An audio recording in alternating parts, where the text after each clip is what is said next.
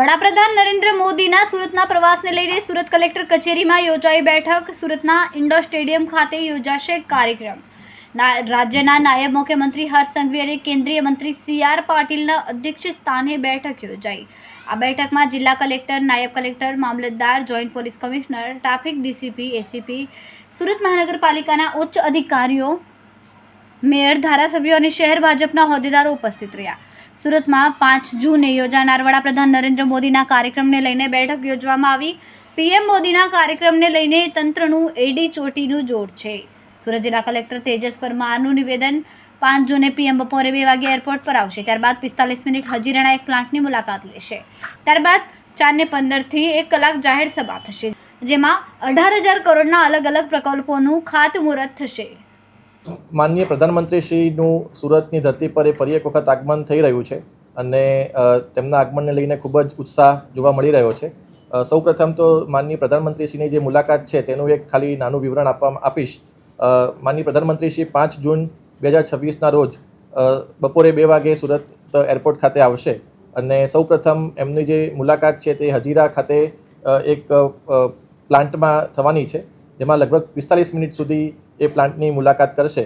એ મુલાકાત બાદ માનનીય પ્રધાનમંત્રીશ્રી એક જાહેર સભાને સંબોધન કરવા માટે ઇન્ડોર સ્ટેડિયમ ખાતે પધારવાના છે અને તે 4:15 થી 5:15 સુધી એટલે કે 1 કલાકનો એ કાર્યક્રમ યોજાશે. આ કાર્યક્રમમાં 18,000 કરોડથી વધુના સરકારના વિવિધ વિભાગોના મહત્ત્વના પ્રોજેક્ટના ખાતમુહૂર્ત અને લોકાર્પણનું ત્યાં થવાનું છે અને ત્યારબાદ માનનીય પ્રધાનમંત્રીશ્રી અત્રેથી સુરત ખાતેથી આગળ પ્રસ્થાન કરશે. આ જે સમગ્ર કાર્યક્રમ છે તેની તૈયારીના ભાગરૂપે આજે એક મિટિંગ યોજવામાં આવી હતી, જેમાં માનનીય નાયબ મુખ્યમંત્રીશ્રી, માનનીય યુનિયન મિનિસ્ટરશ્રી તેમજ MP, MLA, મેયરશ્રી તમામ હાજર રહ્યા હતા. માનનીય પોલીસ કમિશનરશ્રી અને મ્યુનિસિપલ કમિશનરશ્રીએ પણ આમાં અમને માર્ગદર્શન આપ્યું હતું. તો જે તૈયારી અમે માનનીય પ્રધાનમંત્રીશ્રી જે આગમન થઈ રહ્યું છે તેમાં જે તૈયારીઓ છે તેના ભાગરૂપે આજે અલગ અલગ અમને સજેશન્સ મળ્યા હતા.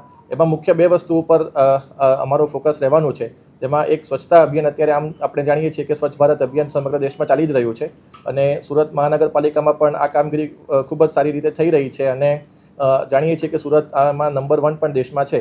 પણ આ કામગીરીને વધુ સારો વેગ મળે અને તેમાં વધારેમાં વધારે લોકો જોડાય, સામાજિક સંસ્થાઓ જોડાય, આપણા તમામ પ્રકારના અધિકારીઓ, કર્મચારીઓ જોડાય, તે પ્રમાણેના આપણા કાર્યક્રમો આગામી દિવસોમાં કરવા જઈ રહ્યા છીએ. એટલે એના માટે અમને માર્ગદર્શન મળ્યું અને એનું આપણે આખું આયોજન કેવી રીતે કરવું એનું અમને માર્ગદર્શન આજે મળ્યું હતું.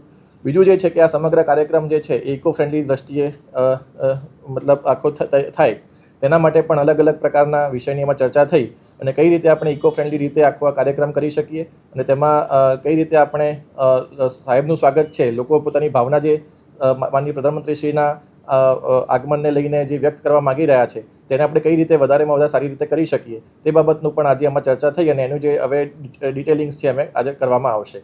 કેમેરામેન સેન્ડલ વિરાણી સાથે વિશાલ છેઠા, માનવ પ્રભા ન્યૂઝ, સુરત. અમારા વિડીયોની નવી અપડેટ મેળવવા માટે સબસ્ક્રાઇબ કરો માનવ પ્રભા ન્યૂઝ ચેનલને. બેલ આઇકન ક્લિક કરો લેટેસ્ટ વિડીયો સૌથી પહેલા મેળવવા માટે.